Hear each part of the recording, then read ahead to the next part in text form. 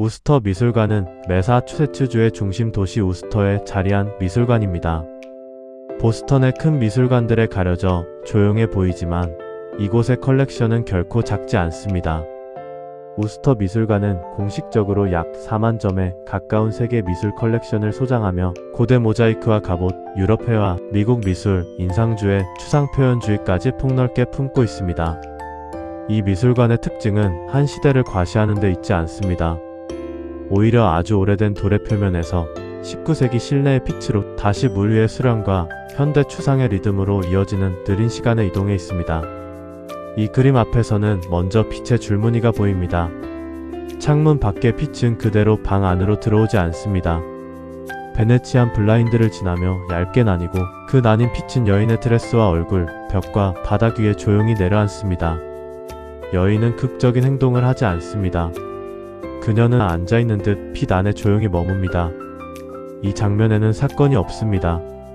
그런데도 이상하게 우리는 쉽게 지나치지 못합니다. 왜냐하면 이 그림의 주인공은 인물 하나가 아니라 인물에게 토착하기 전 여러 번 부드럽게 걸러진 빛이기 때문입니다. 시선은 먼저 흰 드레스의 밝음으로 갑니다. 그 다음 블라인드의 수평선으로 이동합니다. 다시 창가의 어둑한 부분과 인물의 얼굴로 돌아오면 이 그림이 단순한 실내 풍경이 아니라 사적인 시간의 초상이라는 것을 느끼게 됩니다. 타벨은 미국 인상주의와 보스턴 스쿨을 대표하는 화가 가운데 한 사람입니다. 그는 야외의 순간적 빛보다 실내에서 오래 머무는 빛과 여성인물, 가정적 공간의 정숙한 분위기를 자주 그렸습니다. 그래서 그의 그림은 프랑스 인상주의처럼 흔들리는 빛을 보여주면서도 동시에 보스턴 특유의 단정함과 품위를 지닙니다. 수련은 물 위에 떠 있지만 이 그림에서 중요한 것은 꽃보다 물에 스민 빛입니다.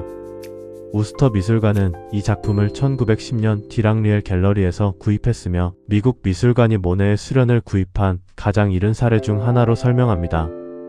이 그림 앞에서는 연못이 풍경이 아니라 시선이 천천히 풀리는 장소가 됩니다. 여인은 생각에 잠겨 있습니다. 그러나 그 생각은 말로 설명되지 않고 강한 색과 단순한 형태 속에 가라앉아 있습니다. 우스터 미술관 설명처럼 이 작품은 폴리네시아 실내와 여인을 비현실적으로 강한 색으로 보여줍니다. 고갱의 색은 풍경을 재현하는 것이 아니라 내면의 무게를 화면에 옮깁니다. 우아한 초상이지만 이 그림의 중심은 단순한 귀족적 아름다움이 아닙니다. 어머니와 아들의 관계, 드레스의 무게, 인물의 자세가 사회적 품위와 사적인 긴장을 함께 품고 있습니다. 아기는 품 안에 있지만 화면의 정서는 단순한 다정함으로 흐르지 않습니다. 카사트는 모성을 감상적으로 부풀리지 않고 피부와 손, 고개 숙인 시선 속에 돌봄의 시간을 담습니다. 바람은 보이지 않지만 화면 전체가 바람을 견디고 있습니다. 인물과 바다, 하늘은 모두 같은 긴장 속에 놓여 있고 자연은 위로가 아니라 시험처럼 다가옵니다. 겨울의 해안은 차갑지만 비어있지 않습니다. 바위와 파도, 회색빛 공기는 자연이 인간을 위해 존재하지 않는다는 사실을 조용히 보여줍니다. 호머의 바다는 아름답기보다 정직하고 그 정직함 때문에 더 오래 남습니다. 마그달레나는 슬픔을 크게 외치지 않습니다. 그러나 얼굴과 손, 위로 향하는 시선 안에 회개의 긴 시간이 들어있습니다. 우스터 미술관 공식 페이지는 이 작품이 엘 그레코의 그리스어 서명을 지니며 그가 스페인에 도착한 직후인 1577년경 제작된 것으로 본다고 설명합니다. 수도사의 얼굴은 경건함보다 인간적 피로와 내면의 깊이를 먼저 보여줍니다. 고야의 초상은 인물을 이상화하지 않고 한 사람의 현실적인 무게를 어둠 속에서 드러냅니다. 검은색과 갈색은 단순한 의복의 색이 아니라 화면 전체를 낮게 조율하는 음색처럼 작동합니다. 우스터 미술관 설명처럼 휘슬러는 추상적 제목을 쓰더라도 알아볼 수 있는 인물을 남겼고 이 작품은 그의 연인 모드 프랭클린을 그린 초상입니다. 이 스케치는 완성작의 작은 준비처럼 보이지만 이미 동양적 장식과 인물의 자세, 색채 감각이 한데 모여 있습니다. 우스터 미술관 설명은 휘슬러가 일본 판화의 영향을 서양 회화에 적극적으로 받아들인 초기 작가 중 한 명이라고 설명합니다. 지중해의 물가가 점과 색의 질서로 바뀝니다. 우스터 미술관 설명에 따르면 골프 주황은 생트로페 근처 지중해 휴양지이며 신약이 집과 요트를 두었던 곳입니다. 이 그림에서 풍경은 장소이면서 동시에 색채가 스스로 숨쉬는 구조가 됩니다. 카드를 치는 사람들은 움직이지 않습니다. 오히려 침묵 속에서 무겁게 자리합니다. 우스터 미술관 설명은 이 작품이 더 큰 카드놀이 연작을 위한 습작 가운데 하나라고 밝힙니다. 이 작은 화면에서도 세자는 사람을 사건이 아니라 형태의 균형 안에 놓습니다. 회색 날씨의 항구는 우울하다기보다 살아있는 공기처럼 느껴집니다. 우스터 미술관 설명은 피사로가 인상주의 독립전에 모두 참여한 핵심 작가였다는 점을 짚습니다. 이 작품에서는 항구의 구조보다 흐린 날의 빛이 더 오래 남습니다. 대표작 더 버니션 블라인드가 창가의 빛을 보여준다면 이 작품은 오후의 실내가 가진 더 부드러운 사교의 온도를 보여줍니다. 분홍과 회색은 큰 감정을 만들지 않고 차분한 대화와 정돈된 시간을 화면 안에 남깁니다.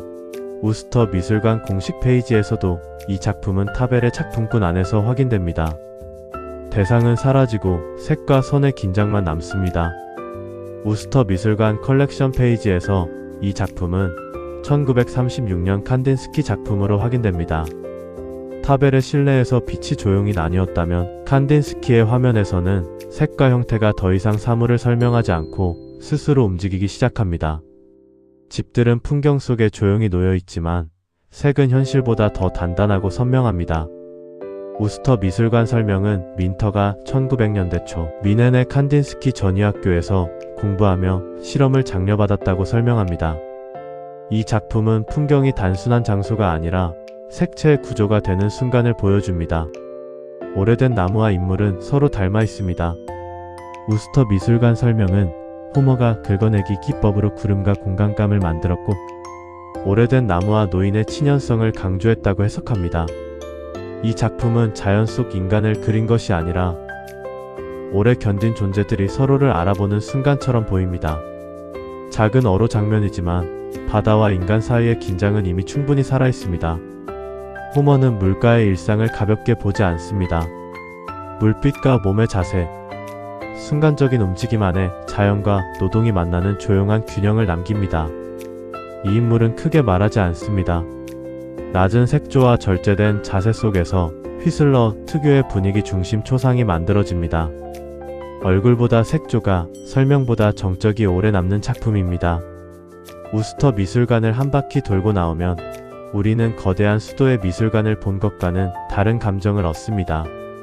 이곳의 힘은 압도적인 규모가 아니라 작품 사이의 조용한 전환에 있습니다.